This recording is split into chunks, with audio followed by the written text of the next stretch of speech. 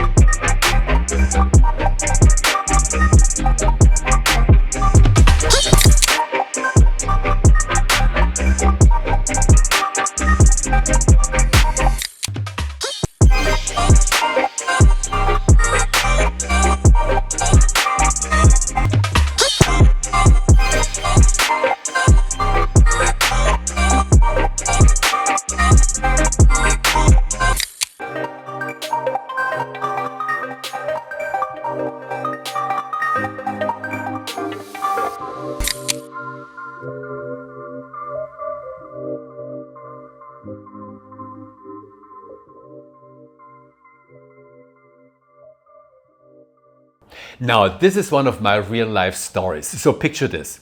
You're sitting in front of your computer all day because you have to work. That means your arms are next to the body, your elbows tickle your ribcage, your hands are on the keyboard and you're clicking away. And at 5 p.m. you have this wonderful idea. It's time to take a yoga class because you want to balance your life. So you show up. And the first pose right away is a downward facing dog. That means half of your body weight is on your shoulders and your arms are above the head. That's already the first warning sign. Now, throughout the class, you feel kind of a weakness in your shoulders and your arms start to shake because you're doing so many down dogs. But because everybody else looks so fabulous in the class, you continue.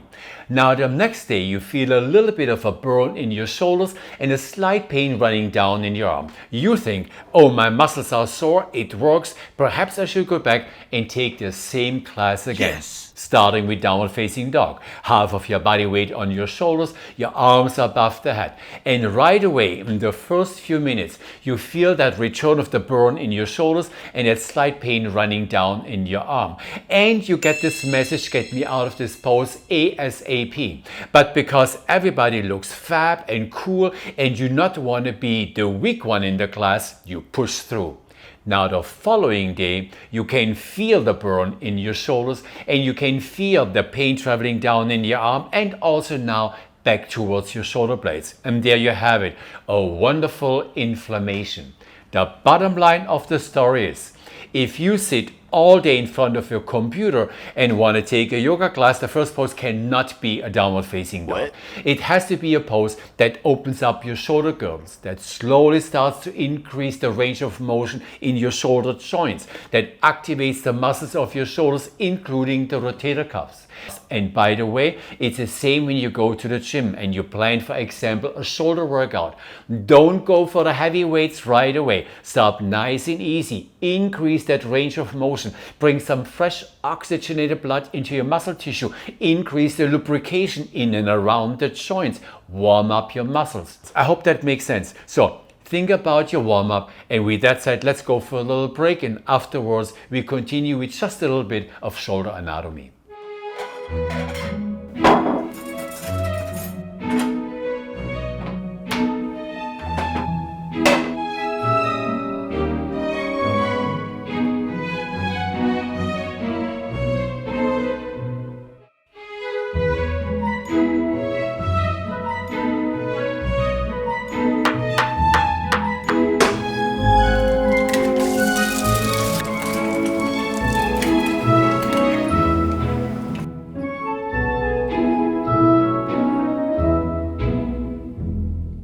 That's it? That's it. We're going for the next. Are you ready for a little bit shoulder anatomy? We had a good time with the breakfast. Yeah. Monika made it. She's a professional chef. 2 eggs for each of us. Cheese, avocado. Do it. It's simple to do. Ready? Moving on. Now let's talk about the shoulder girdle, the rotator cuffs, and all the things that are important when you go for a shoulder workout, you teach, or you take a class. So we all know the shoulder blades on the back side of the body. They are kind of a triangular shape. Those are flat bones, so the perfect place for your muscles to be attached to.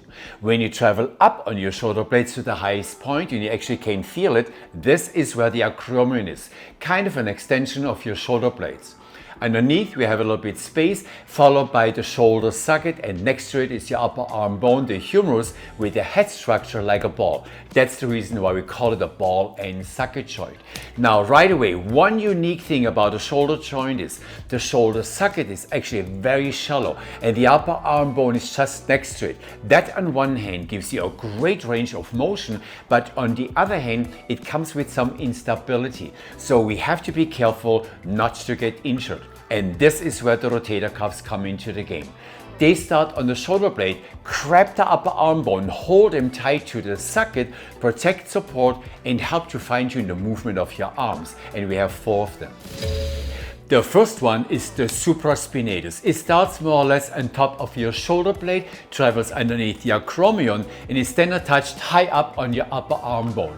It initiates the movement, so when you move your arm away from the body, or what we call in a workout a lateral flex.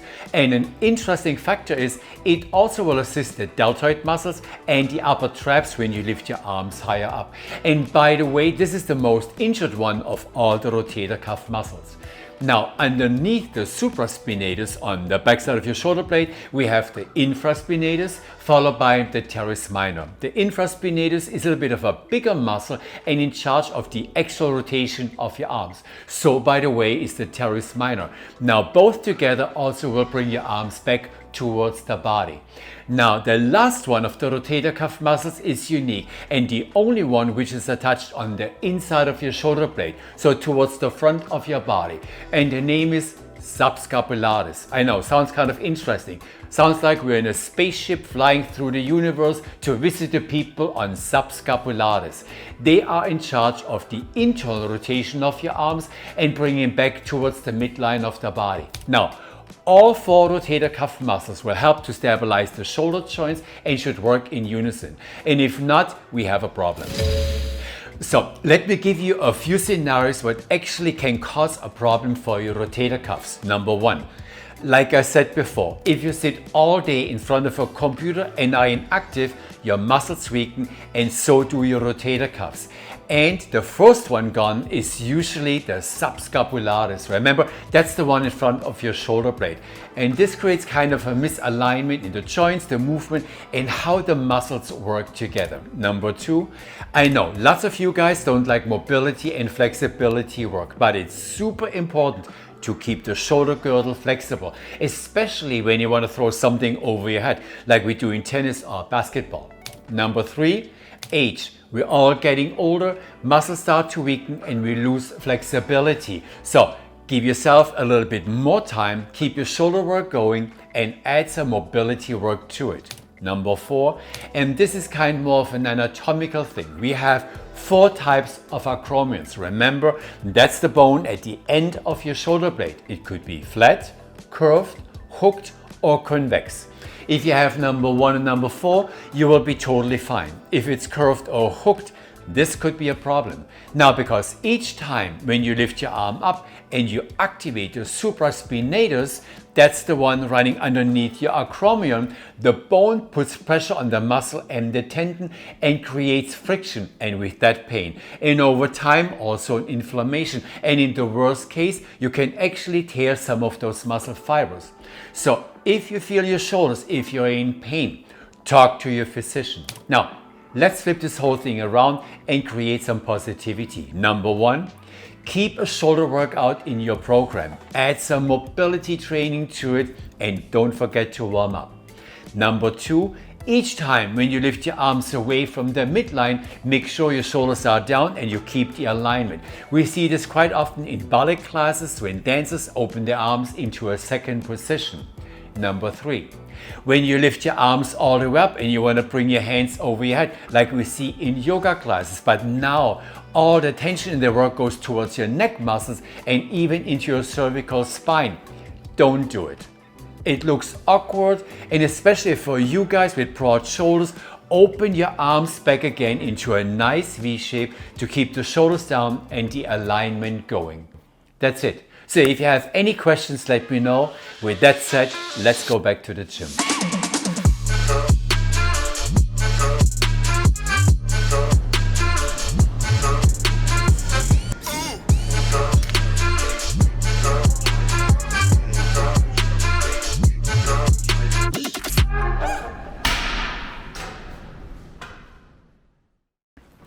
And we're back from the gym. So I hope you got something out of this video. The idea was to share a few practical tips with you, tips you can implement into your next workout when you teach or take a class. But we also wanted to keep it fun by giving you a peek into our daily life. So I hope you got inspired, and we see you in the next video.